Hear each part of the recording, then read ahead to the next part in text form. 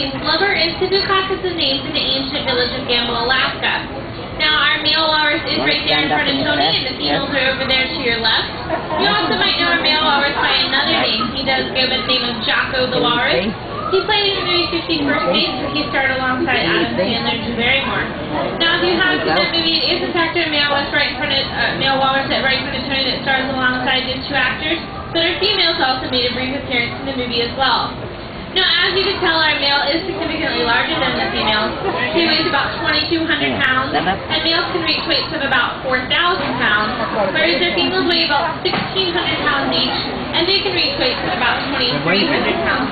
Now, all of our animals are 14 years old, and they've been with us since they were 2 weeks old. Now, right away, when you look at the walruses, you're going to notice two main characteristics, the tusks and their whiskers. However, you're going to also notice that Siku over there doesn't have any tusks.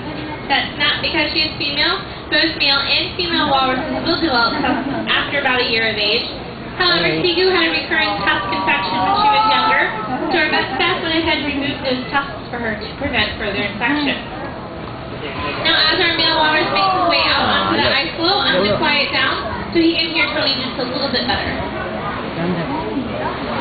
Oh my God. Do you want me to carry you? Banana, it's hurt.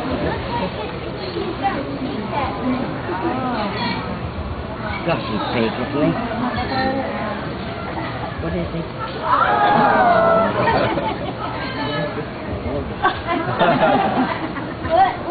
Oh my gosh, you gotta watch the trainer.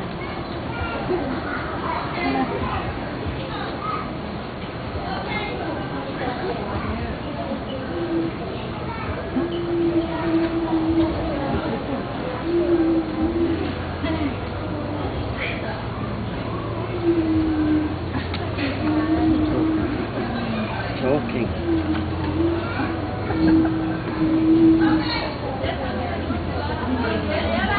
Here he goes.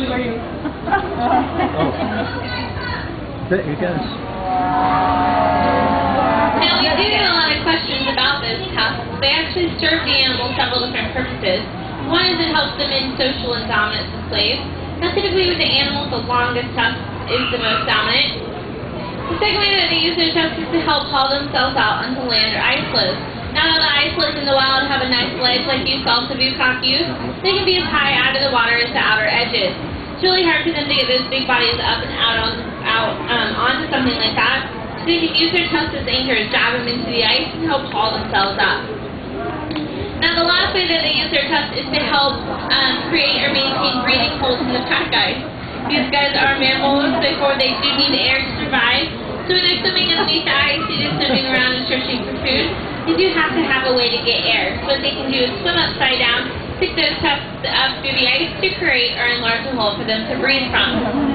Now the second characteristic you might notice about them are those whiskers. They have about 400 to 700 whiskers on their face, which are also called vibrissae. They serve an important function for the walruses as well. When these guys dive at depths from 200 to 300 feet deep searching for their food, their eyesight might not be that much good down there because it is too dark and murky. So what they can use those whiskers for is little fingers or feelers to help them feel along the bottom for their food. Now those whiskers are actually really sensitive. They each have their own nerve and blood supply, and they're about 10 times stronger than dog and cat whiskers are. Now here at the Discovery Kingdom, we do stimulate our animals both mentally and physically, and one of the most important ways that we can do that is through training. We train these guys with a method called operant conditioning. Now simply what that means is when the animal does something that we like, we give them something that they like in return. And when the animal does something that we don't like, we simply ignore it. The only form of discipline that we use here is a timeout. I'm sure you guys might be familiar with that concept, but for any undesirable behavior, we might take a step back, discontinue eye contact, or even walk in the back for several minutes. We find it works really well with the animals because they are such social creatures. Now, a lot of the behaviors that you're seeing the animals do out here right now are what we call their show behaviors. Although they are much larger than sea lions, they're actually capable of doing most of the behaviors that the sea lions can do over at Sea Lion Stadium. They don't always do the same behaviors with as much agility and speed as the sea lions do, but they do give it their best shot. Most of the behaviors tend to take place in the water, up on the beach or up on that ice floe like you were seeing a little earlier. Whereas sea lions can completely jump out of the water, these guys can't. do blackfoots, but they are completely underwater backfoots. If we lower that red buoy about halfway down, they can reach up and touch it with their nose, but their bodies really don't leave the water. But we also train a different type of behavior that we call a husbandry behavior. It might not be as spectacular to you as an audience to watch, but it is our most important behavior because it helps us maintain the health of the animal. The animals are trained to participate in their own medical care by remaining calm and relaxed for any medical behavior that we ask of them.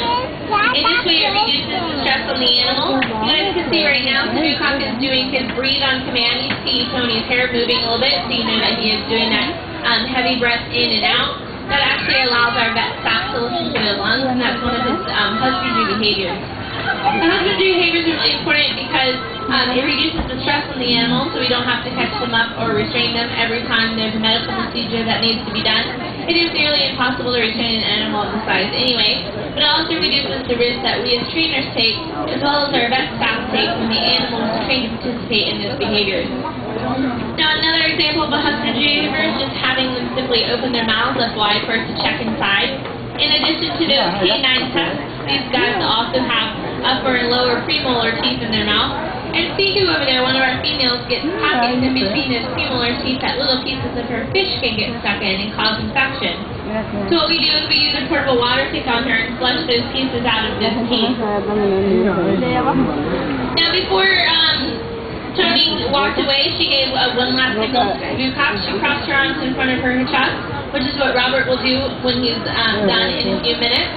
It's one last signal that we give the animals to help them distinguish between the timeout we were talking about earlier. It does signal the end of the session.